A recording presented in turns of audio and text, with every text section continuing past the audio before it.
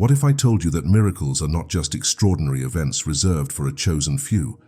What if divine intervention wasn't something to wish for, but a force constantly at work, waiting for you to align with it? You may have prayed for breakthroughs, for answers, for signs, but have you ever considered that the miracle you seek is already moving towards you? That right now, even as you listen, something beyond your understanding is shifting in your favor. Most people believe miracles are rare, unpredictable, and entirely out of their control. But what if the opposite were true? What if the unseen hand of God was always at work, orchestrating a path where divine abundance, healing, and transformation were not occasional glimpses of grace, but an ever-flowing reality? If that were true, then the question isn't whether miracles exist. It's whether you are positioned to receive them.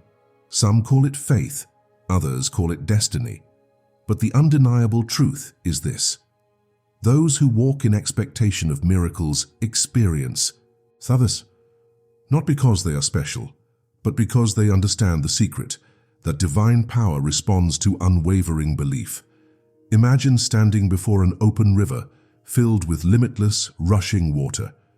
It is not the river that decides who drinks from it. It is the one who comes forth with an open vessel, ready to receive. And yet, despite this, so many stand at the edge, thirsty, waiting for the river to prove itself before they believe. They hesitate, question, and allow doubt to build a dam between them and their breakthrough. But faith, true faith, is not waiting to see before believing. It is knowing beyond all reason that what is meant for you is already flowing in your direction. So I ask you, what if the miracle you've been praying for has been waiting for you all along? Not withheld, not delayed, but simply unseen because you've been looking in the wrong direction. It's time to open your eyes to the reality of divine provision, to step into the law of miracles, and to claim what has always been yours. Because breakthroughs are not coincidences. They are the natural result of faith in motion. For as long as humanity has recorded its existence, miracles have been a part of our collective story. They are not myths, nor are they mere accidents. They are woven into the fabric of our spiritual DNA, evident in every culture, every faith, every era of history. From the splitting of the seas to the healing of the sick, from the resurrection of the dead to the provision of endless abundance, miracles have shaped the course of time. And yet, many still ask, why do some experience them while others do? So not. Perhaps the answer lies not in the miracle itself, but in the one receiving it. Science tells us that observation changes reality, that at a quantum level, what we expect to see shapes what actually appears. But long before physics attempted to explain this, ancient wisdom had already spoken it. As a man thinketh in his heart, so is he. Jesus himself declared, according to your faith, let it be done to you. The lesson has always been there, whispered through scripture and through the very structure of the universe. Your belief dictates what manifests in your life. But here is the paradox. People believe in miracles when they see them, yet miracles only appear when people believe in them first. The world teaches us to rely on logic, on reason, on tangible evidence before trusting in something greater. But divine laws work in reverse. You do not receive because you understand. You understand because you receive. You do not believe because you see. You see because you believe. This is why two people can walk the same path, pray the same prayers, and yet experience completely different realities. One walks in expectation and the other in hesitation. One surrenders to divine timing and the other demands human control. One allows and the other resists. And so the miracle that is ready to unfold moves where it is welcomed, bypassing those who shut the door with doubt. So what does this mean for you? It means that miracles are not about deserving or striving. They are about aligning. They are about stepping into a state where divine intervention is not only possible, but inevitable. Because the greatest truth is this: God's power does not choose favorites. It simply follows faith. And where there is faith, there is always provision. If miracles are always flowing, why do so many prayers seem to go unanswered? Why do some people experience breakthroughs instantly, while others feel like their cries disappear into silence? The answer is not that God is ignoring some and favoring others. It is that most do not understand how prayers truly work. There are those who pray with hope, and then there are those who pray with certainty. There are those who ask, wondering if God will answer, and there are those who speak, knowing that it is already done.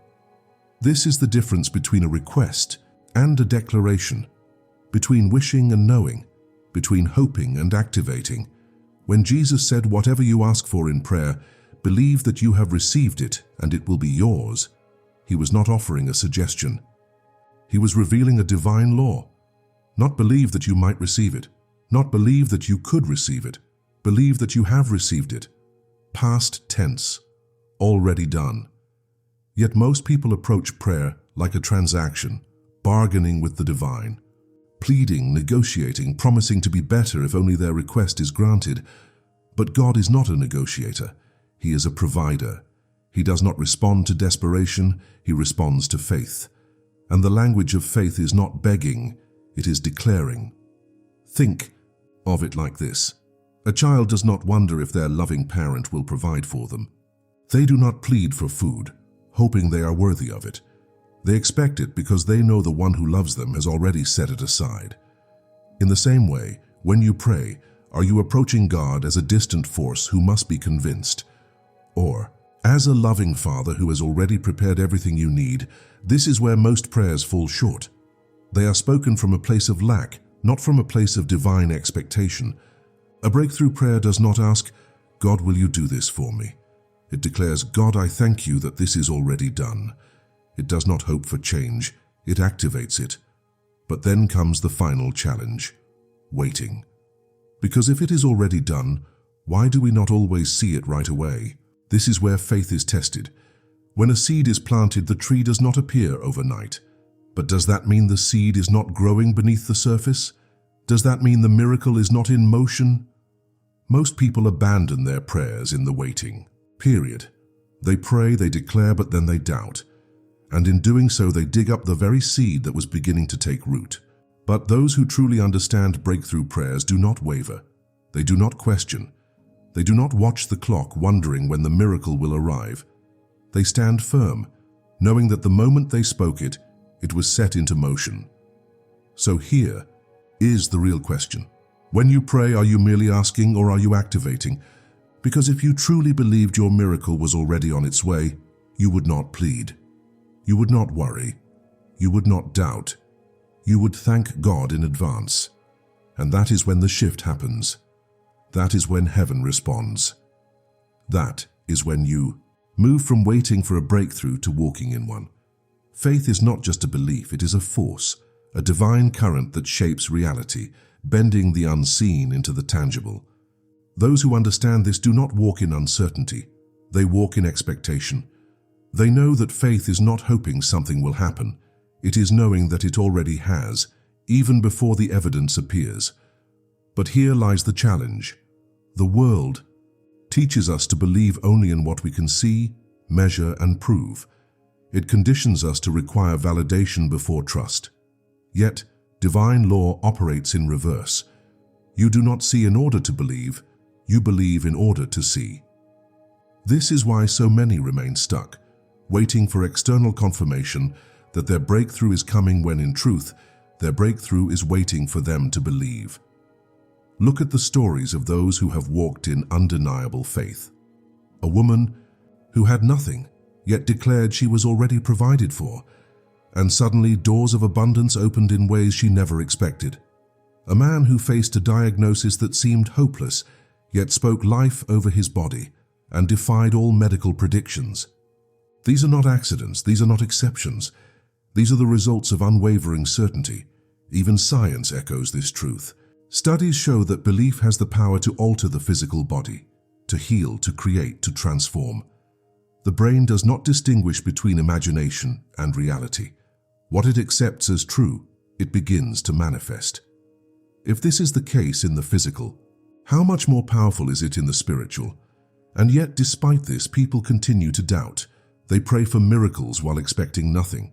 They speak words of faith while allowing fear to fill their hearts. But here is the undeniable truth. You cannot walk in faith and fear at the same time. One will always cancel out the other. The question is, which one are you feeding? Because the moment you shift from hoping to knowing, the moment you stop begging and start receiving, the moment you remove all hesitation and step fully into faith, that is when divine power moves. That is when mountains are moved, when chains are broken, when miracles cease to be occasional and start becoming your everyday reality. Most people seek miracles in moments of desperation. When they are pressed against the wall, when there is no other option, that is when they turn to God. But what if miracles were never meant to be last resorts? What if divine power was something you could access every single day in every situation without waiting for a crisis? Think of the sun. It does not rise only when you need it. It does not choose which days to shine based on your circumstances. It is always there, whether you see it or not. God's provision works the same way. His miracle power does not flicker in and out of existence. It is an ever-present force waiting for you to align with it. So how do you activate it? How do you step into a life where breakthroughs are not rare, but routine?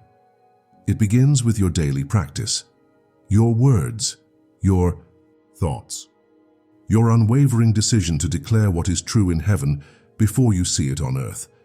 When you wake up in the morning, what are the first words that leave your lips?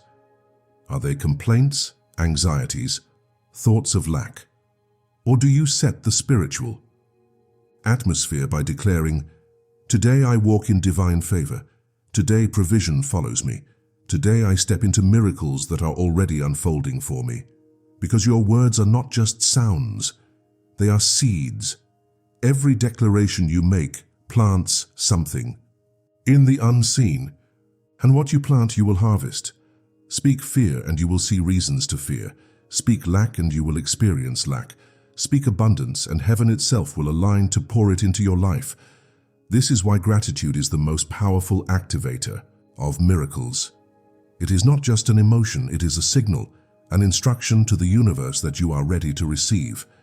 When you thank God before the miracle appears, you are proving that you trust Him completely. You are stepping into faith so deeply that the only response is manifestation. So ask yourself, how different would your life be if, instead of waiting for breakthroughs, you woke up each day knowing they were already unfolding? If you trained yourself to walk in divine expectation rather than human hesitation? If you shifted your words, your thoughts, your entire energy to align with the truth that abundance is already yours? Because when you start living this way, you will notice something miraculous. Things will shift. Doors will open effortlessly. Opportunities will find you, not because you fought for them, but because you finally positioned yourself to receive them. There is a paradox in the way most people approach miracles. They pray for breakthroughs, but then they worry. They ask for divine provision, but then they stress about how it will happen. They say they trust God, yet in the next breath they try to control the outcome. But faith and control cannot coexist. You must choose one. Surrender is not weakness.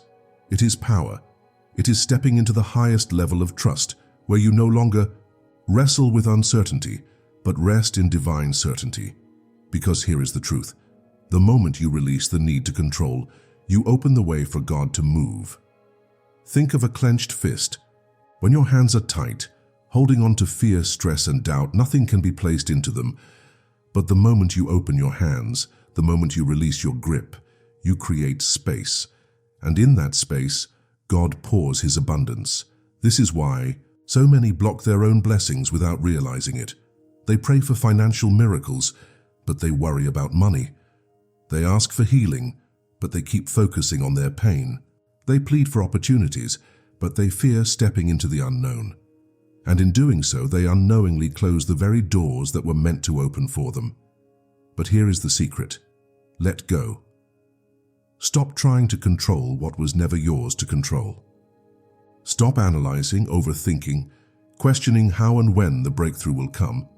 It is not your job to figure it out. It is your job to trust, to expect, to prepare your heart as if it is already done. Because surrender is not passive. It is the highest act of faith.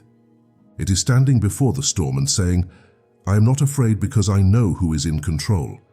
It is stepping into the unknown with peace, knowing that God has already gone ahead of you. It is shifting from a mindset of struggle to a mindset of supernatural ease. And when you do this, something incredible happens. The weight lifts, the anxiety fades, and suddenly things begin to move in ways you never could have orchestrated on your own. Resources appear, connections are made, solutions unfold effortlessly, not because you forced them, but because you finally allowed them. So ask yourself, where in your life have you been clenching too tightly? What burdens have you been carrying that were never meant to be yours? What miracles have been waiting for you to let go so they can finally flow into your life? Because the moment you surrender, the moment you truly trust that God's timing is perfect, that is the moment you stop chasing miracles, and that is when miracles start chasing you. You were never meant to live in lack. Struggle is not your portion. Scarcity is not your destiny. From the moment you took your first breath, divine abundance was written into your story, waiting for you to step into it. But abundance is not just about money.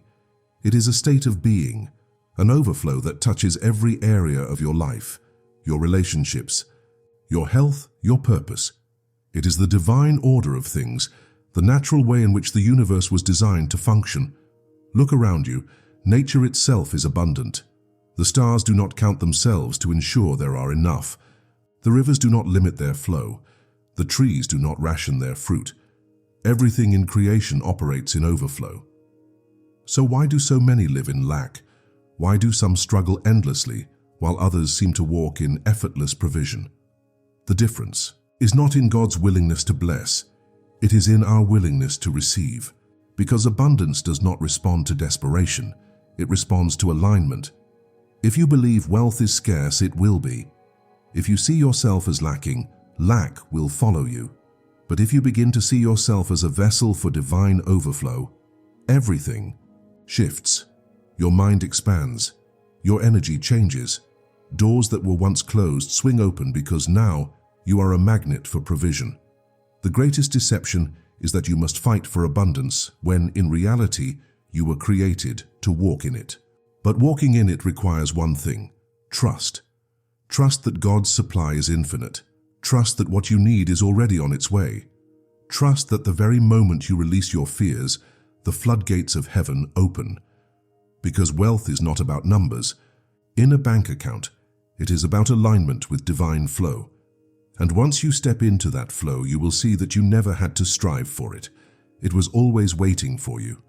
There is one thing that separates those who walk in abundance from those who remain stuck in struggle. One mindset shift that turns lack into overflow, worry into peace, uncertainty into unshakable faith, and that is confidence in divine provision.